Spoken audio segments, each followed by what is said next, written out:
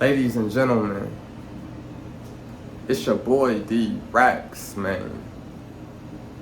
Welcome back to Rich Before Gaming, first and foremost. Today we will be discussing the Razer Wolverine V3 Pro controller. 2-week review, how I felt the first day I opened it, what happened. First week, what was some of my thoughts, my opinions, some things I may have noticed about the controller that I didn't notice the first day. 2 weeks, things I definitely didn't catch during the first week, and definitely not even the first day. So the Razer Wolverine V3 Pro controller was a highly community hot take. Like, they wanted this controller extremely bad. We did a 100-vote community decision, and I think it had like 60% of the votes. 60% of 100 votes. The Razer Wolverine V3 Pro controller. So let's talk about it. First day I opened the box, I'm excited. I know my community gonna be excited. I'm ready to just get my hands on it. Program the paddles. After we program the paddles, I'm ready to get straight into the games. Okay, cool. Come to find out, you have to update the firmware on the controller. You have to update the firmware on the controller to be able to program the buttons and use the extra customization that comes with the controller. You have to update the firmware. I didn't know that. I didn't know that. So I'm like, all right, cool. We should be able to do that on the Xbox, no problem. Let's go ahead and knock it out. So I'm messing around with the Razer app they have specifically made for the Xbox. I'm messing around with it, trying to do the update. For some reason, it won't accept the update on the Xbox. So I was confused because I'm like, isn't the Razer Wolverine V3 Pro controller made for Xbox? I'm like, why won't it update the controller if it's on Xbox? I was confused. So I hop on Reddit. I'm on the internet. I'm fishing for answers because I'm like, bro, I can't. The whole point of me getting the Razer Wolverine V3 Pro controller was to use the paddles to get the full experience. What I look like playing with the controller, and I can't use none of the paddles, can't use none of the extra buttons. The controller is $210. I paid $220 for it to get same day shipping. I paid $10 extra to I paid $10 extra to get the controller sent to me the day I paid for it. So it came up to like $220. So how is this controller not accepting the update? It's made for the Xbox on the Xbox console. So push come to shove, I end up finding out that you can only update the firmware on the controller through PC. You have to have a PC to update the firmware.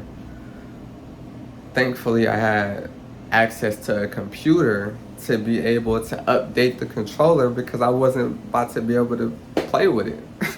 So I was hot the first day I got it. I was upset because I'm like, what do you mean we can't? You know what I'm saying? It was just, it really left a bad taste in my mouth. The firmware update, I felt like it wasn't friendly. I didn't even hear about having to update the controller before I bought it. I was just, like, the first day was just, I was like on a controller high, like right here. And then after finding out about the update and all that, I went to like right here. I was ready to return the controller off rip. Cause I'm upset. I'm like, I just spent all this, what? So we get past the first day. I calm down, I settle down, I cool off. I was like, you know what? My community voted for this controller, and I feel like it's my obligation to at least give it a full shot. So I kind of I sucked it up a little bit, and I was like, all right, let me just use this controller a little bit more. It might grow on me, it might not. In the first week, I think after the first week, I was like, okay, it's not a bad controller, but it just, my hands are hurting while I'm playing with it because the paddle placement is different. The controller is a little bit more bulky. I just added a control freak to my thumbstick, so my hands was hurting like the first week. Really just trying to break this controller in because I just wasn't used to it. I love the mouse clicks on it. At first, I hated the paddles. I thought I was gonna love them off rip. At first, I wasn't messing with them. I'm like, I'm not sure if I like that paddle placement like that. That was the first week. So it was a huge learning curve trying to really understand what Razer was trying to bring to this controller. I think they kind of missed the park though.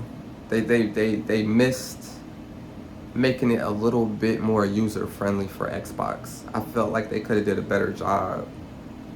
Still, after the first week, like after the end of the first week, I was like, I think they could do a little bit of a better job with the software, making sure that you can be able to customize the controller on Xbox, because the app on the Xbox was really glitchy, really buggy. So those were my genuine first thoughts after the first week of using the Razer Wolverine V3 Pro controller. So today, I think tomorrow marks 2 weeks, 14 days since I've been experimenting with the Razer Wolverine V3 Pro controller. And I've definitely had a change of heart about the controller. I definitely do think it could be the best controller, it could. But I think just for the lack of software friendliness,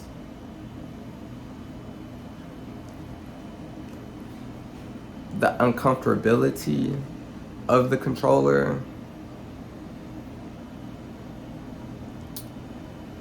I feel like they could have used better materials. I think the thumbsticks are fire. Like, I think they nailed that. Like, when you're in game playing with this controller, it feels like a premium experience, if that makes sense. Game wise, like in game, not you actually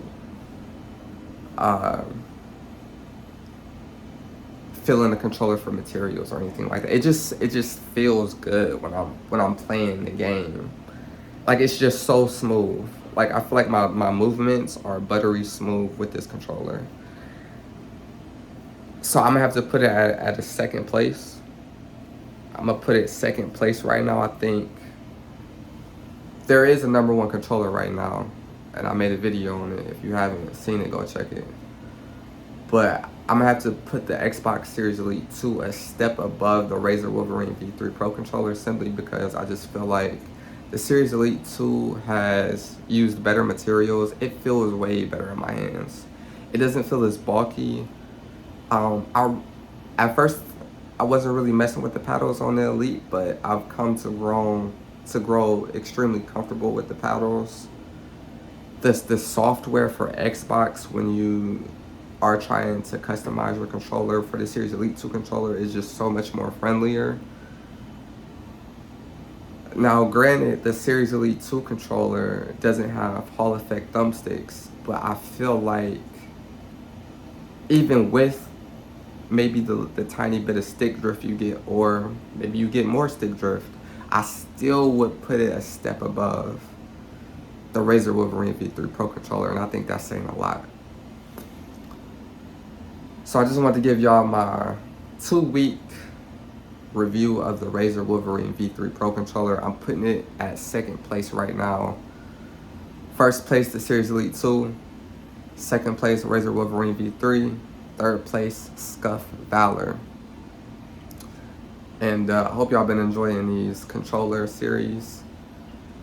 We got the Game Sir G7HE coming up next. Make sure y'all stay tuned, man. It's your boy D Rax. Welcome back to Rich Before Gaming. And I will catch you next time, ladies and gentlemen. I'm out. Peace.